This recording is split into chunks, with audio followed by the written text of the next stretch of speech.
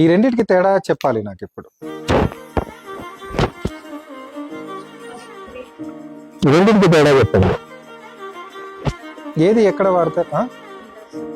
ఎందులో పిల్లర్స్ ఎక్కువ ఉన్నాయి? ఫస్ట్ దాంట్లో పిల్లర్స్ ఎక్కువ ఉన్నాయా?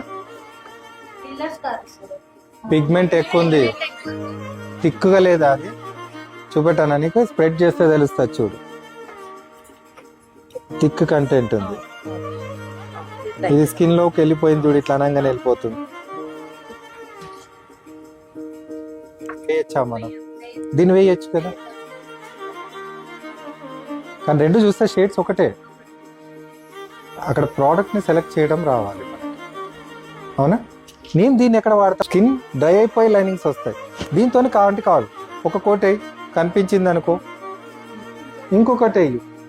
నువ్వు ఎన్ని లేయర్స్ వేసినా ఇందులో ఉన్నది ఫిల్లర్సే, ఎఫెక్ట్ ఏం రావద్దు కదా.